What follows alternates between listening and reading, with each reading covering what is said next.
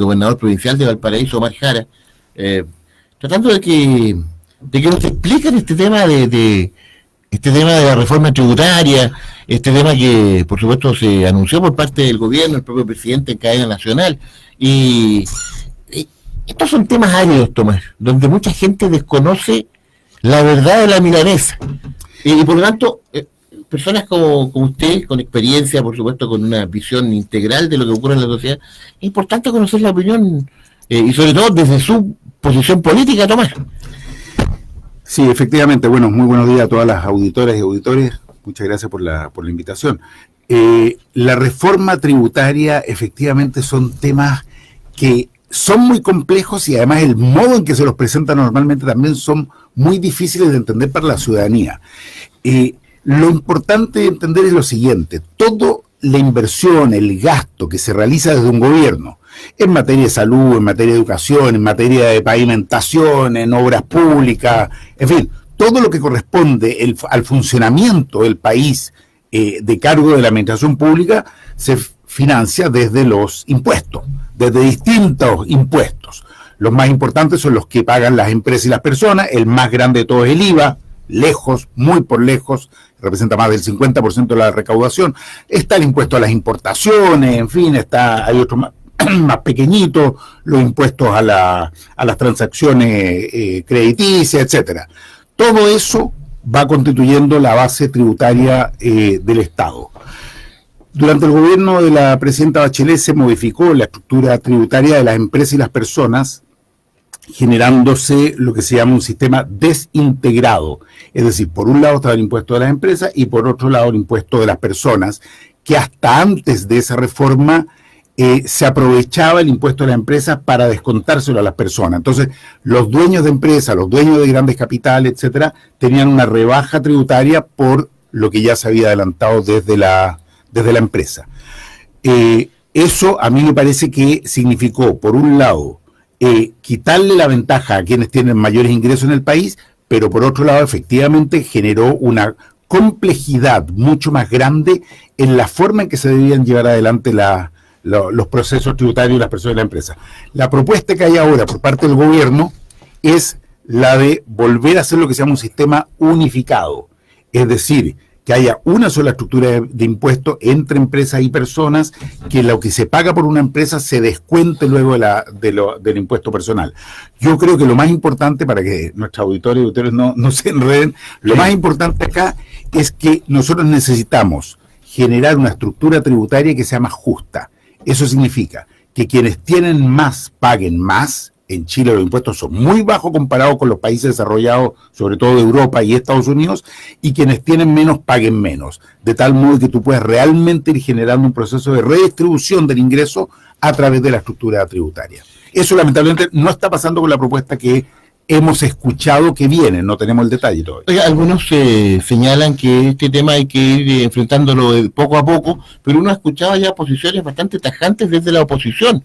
¿Es posible que no se le abra la puerta al gobierno en esta propuesta, Tomás? Es muy posible, porque lo que nosotros queremos cuidar es que no hayan rebajas tributarias para quienes tienen mayores ingresos. Nosotros personalmente, los humanistas, desde hace mucho tiempo hemos planteado algunos tributos que nos parece que son importantes. El más importante, tener un royalty del cobre.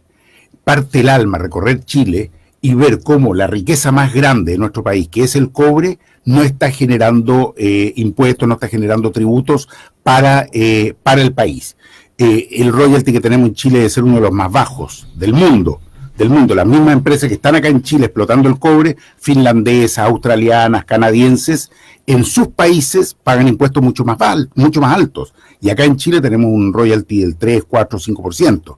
Lo mismo pasa con otras riquezas, con el litio. Lo mismo pasa con la pesca, por ejemplo. Las grandes pesqueras se lo llevan casi... que se nos viene en camino, que es el silicio. El silicio y el litio son todos negocios donde tú tienes que generar ingresos para el país, y hoy día lamentablemente genera grandes ganancias para multinacionales, para grandes empresas, y poco lo que queda para nosotros acá. Bien lo saben también acá en un puerto como Valparaíso. Estamos con el diputado Tomás Herch aquí en el Twitter Café de Radio Valparaíso. Pablo. Tomás, aquí hay un tema que uno dice: el país, grandes empresas, grandes fortunas, bancos, grandes negocios, Aquí una vez un dueño de un banco, el Santander, el señor Botín, dijo que lo más fácil era crear un banco en Chile y solamente ganar plata. Y la ciudadanía, crece el país, y la ciudadanía un día ve subida la benzina, ve subido el transporte, ve subido el pan, la leche, todos los insumos básicos, y no le llega nada. Oye, este tema es muy inteligente, Tomás, por ejemplo, porque aquí en este programa recibimos muchas opiniones de la gente a través de las redes, y que dicen, oiga, ¿cuándo nos va a llegar algo a nosotros? Ese crecimiento del 5,9 nos llega un puntito por lo menos. Y tienen toda la razón. Mira, te voy a dar 2 o 3 ejemplos que son importantes. Hoy, estamos acá a un par de cuadras discutiendo el salario mínimo. Nos parece absolutamente indigna la propuesta de subirle 10.000 pesos, 10 lucas, para decirlo por su nombre, a los trabajadores. Significa subirles 15 pesos por hora de trabajo. No hay, es una moneda de 10 pesos y un resto. Toma, eso es absolutamente inaceptable. Ahí tenemos un ejemplo. Ahí tenemos un primer ejemplo. Segunda cuestión. Nosotros creemos que perfectamente podría haber un IVA diferenciado. Hemos planteado que se elimine el IVA para los libros, por ejemplo, para poder fomentar la cultura. ¿Saben la respuesta del ministro de Hacienda que la dio ayer? Ayer mismo dijo, oiga, después van a pedir que bajen los remedios. Efectivamente, pues, señor ministro, si la gente tiene derecho a tener acceso a la salud, y para tener acceso a la salud, los precios que se pagan por los medicamentos acá en Chile son absolutamente inaceptables. En algunos remedios se paga hasta 6 veces más caro que en Argentina, 5 veces más caro que en Perú. Entonces, la gente está hoy día en situaciones muy complejas, muy desesperadas. La educación universitaria en Chile es una de las más altas de América Latina. La salud en Chile es hoy día carísima. Entonces, son situaciones tremendamente complejas, y la capacidad que tiene la gente hoy día para cubrir sus necesidades es muy débil. Piensa que hoy día el nivel de salario para poder superar la línea de pobreza son 422.000 pesos. Y sin embargo, el salario mínimo que se está proponiendo va a llegar recién en marzo a 300.000 pesos, es decir, muy por debajo de la línea de pobreza. Evidentemente estamos en una situación de inequidad muy grande. Claro, porque la gente vive gracias al retail, porque lo que le falta lo va a pedir prestado. Usted recién habló de cobre, de la materia prima de este país. ¿Por qué el Congreso en general, no voy a hablar de los diputados, sino el Congreso en general, nosotros aquí hablamos del Palacio de Versalles, porque de repente andan con una sintonía diferente a la ciudadanía, ya, sobre todo las leyes de cambios de día para trabajar? ¿Por qué no se empieza a aplicar bien, y el cobre, el litio, todas las materias primas que tiene este país, que son robustas, salga con valor agregado y no salga en polvo y materia prima así nomás, en vez de chip de madera para afuera? Es muy importante lo que estás mencionando. Yo, cuando fui candidato presidencial, propuse que nosotros teníamos que poner un impuesto a la exportación de concentrado de cobre, que en el fondo es en buena medida basura. El concentrado de cobre en un 72% es escoria, es roca, y es lo que más está exportando Chile. Y lo que teníamos que hacer es dar subsidio, apoyo, incentivos a la generación de valor agregado, produciendo acá alambre de cobre, produciendo productos necesarios para la industria automotriz. Lo mismo pasa con el litio eléctrico para los autos. Bueno, pero mira lo que pasa con el litio. En Chile es el mayor productor de litio del mundo. Y sin embargo, cada vez que se plantea por qué no generamos valor agregado produciendo baterías de litio, que es una de las grandes industrias del futuro, resulta que se nos dice, no, eso es el negocio acá, es sacar el litio. Lo que pasa es que para estas multinacionales es mucho más rentable simplemente explotar el recurso natural sin generar valor agregado. Es lo que nos ha pasado en la pesca también, harina de pescado. Es lo que nos ha pasado con los bosques, astillas, celulosa, en vez de generar productos de alto valor. Evidentemente, si queremos que Chile dé un salto, ese salto tiene que ver con generar mayor valor agregado a la producción. No hay ninguna duda al respecto. Pero como los gobiernos hacen el cálculo de corto plazo, y en el corto plazo sale más rentable la exportación de materia prima, bueno, nunca se apoya realmente la inversión de generación de valor. Oiga, Tomás, ¿qué le parece este tema que está pasando en esta institución que ha tenido una continuidad histórica, la Contraloría General de la República, con esta señora Dorothy Pérez, que se niega a presentar su renuncia? Ahí hay un tema que, por lo menos en la historia política chilena contemporánea, no era muy común. Yo quiero ir más allá de eso. Estamos teniendo una situación de una crisis no menor institucional en diversos ámbitos del quehacer público. Nosotros hemos presentado una solicitud de remoción del fiscal nacional, sí, claro, porque creemos que han habido situaciones tremendamente graves en la fiscalía de interferir en determinados juicios. Eso habla de una crisis de esa institución. Ayer solamente presentamos una acusación constitucional contra 3 jueces de la Corte Suprema por notable abandono de deberes. Tenemos otra institución. Han habido irregularidades respecto a las presentaciones de campaña, incluso el presidente de la República. Hay un proceso que se abrió en el CERVEL. Y ahora estamos viendo también en Contraloría. Yo creo que esto nos habla de la necesidad de revisar cómo funcionan las instituciones en nuestro país y cuál es el rol que tiene la ciudadanía para fiscalizar adecuadamente esa institución. Oiga, muy bien las acusaciones, Tomás Hirsch, pero ¿hay posibilidades de que lleguen a buen puerto? Porque se pueden quedar como, oiga, ocurre algún hecho, se presenta una querella en contra de quien le resulta responsable. ¿Cuál es la...? Porque es muy válida la pregunta, es muy válida la pregunta. Estas acusaciones se hacen en primer lugar, y yo he participado en cada una de ellas, por un imperativo ético. Es muy importante que en un país no se dejen pasar situaciones que atentan gravemente contra la igualdad ante la ley, contra el Estado de Derecho, contra las convenciones internacionales. Yo no sé si en definitiva en el proceso van a llegar al término que uno espera, que es la remoción del fiscal nacional por involucrarse en causas en que explícitamente tenía prohibido hacerlo. No sé si se va a remover a los jueces de la Corte Suprema por no haber aplicado la legislación internacional firmada por Chile. Pero el paso es un paso fundamental y necesario al que la Constitución misma nos obliga.